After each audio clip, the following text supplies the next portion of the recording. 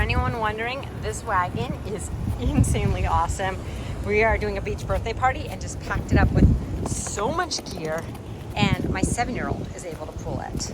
Now we will test it on the sand here in a minute, so I'll keep you posted on that.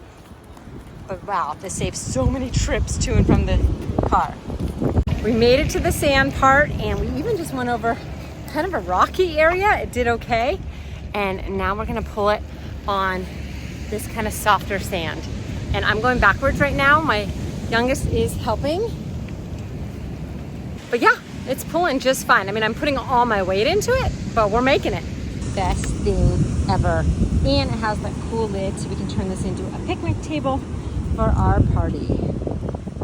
Now, without anything in it, it rolls really easily on the sand. Nope, not too bad.